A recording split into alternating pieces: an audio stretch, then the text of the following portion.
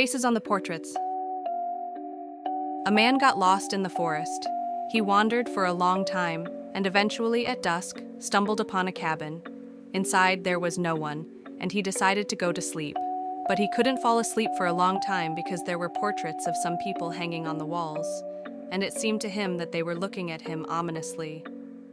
Eventually, he fell asleep from exhaustion. In the morning, he was awakened by bright sunlight.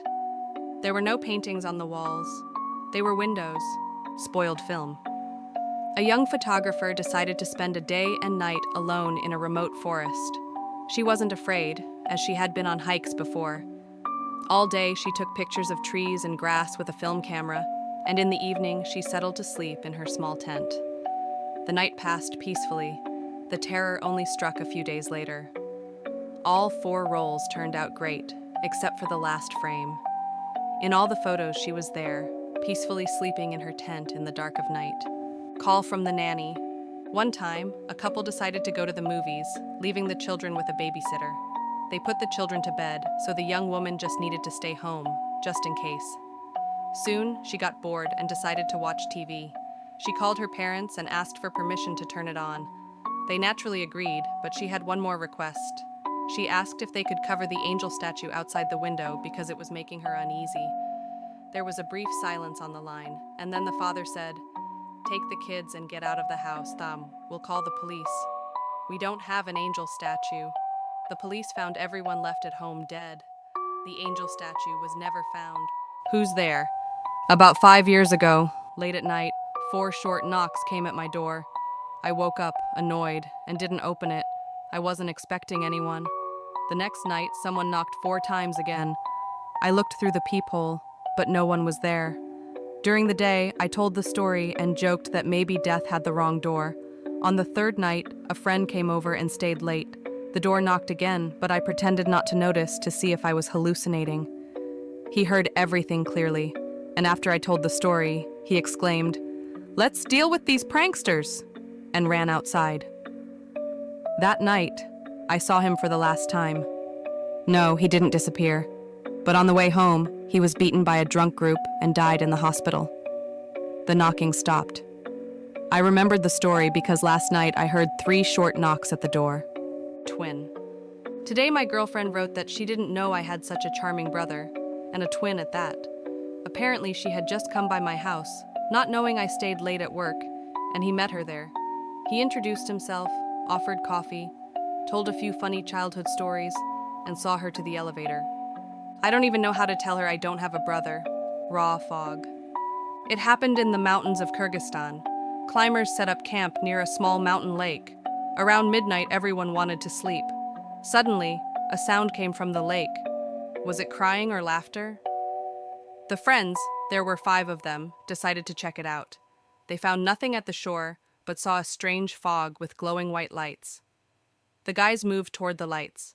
After just a few steps toward the lake, the last one noticed he was standing knee-deep in icy water. He pulled the 2 nearest to him out. They came to their senses and escaped the fog. But the 2 who were ahead disappeared into the fog and water. Finding them in the freezing darkness was impossible. Early in the morning, the survivors rushed to rescuers. They found no one. By evening, the 2 who had just entered the fog had died. The girl's photograph. A high school boy was bored in class, staring out the window. On the grass, he saw a photograph someone had left behind. He went outside and picked it up. It was a very beautiful girl. She wore a dress, red shoes, and was making a V sign with her fingers. The boy asked everyone if they had seen her, but no one knew her.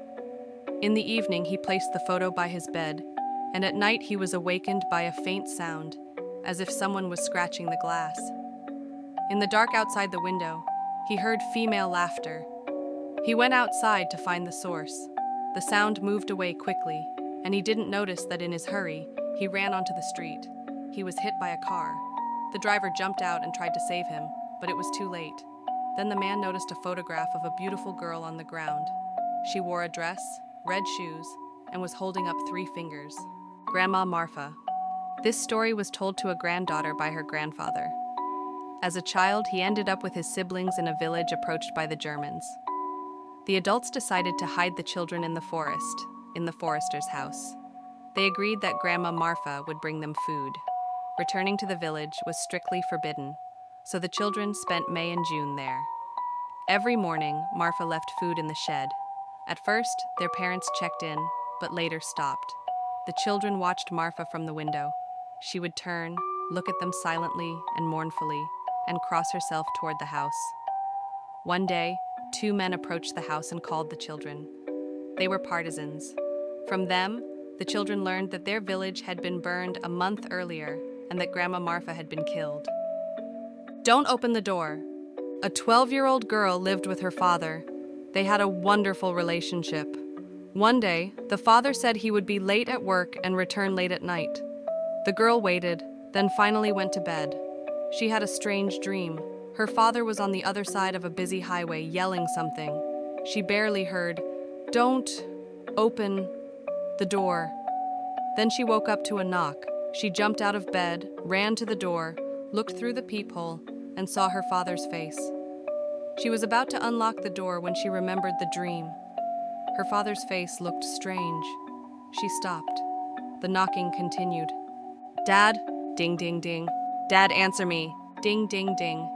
"Is someone with you?" Ding, ding, ding. "Dad, why aren't you answering?" She was almost crying. Ding, ding, ding. "I won't open the door until you answer me." The knocking went on, but the father remained silent. The girl curled up in a corner of the hallway. This went on for about an hour until she fell into unconsciousness. At dawn, she woke and realized the knocking had stopped. She crept to the door and looked through the peephole again. Her father was still there, staring straight at her. She cautiously opened the door and screamed. Her father's severed head was nailed to the door at eye level. On the doorbell was a note with just 2 words, "Smart girl."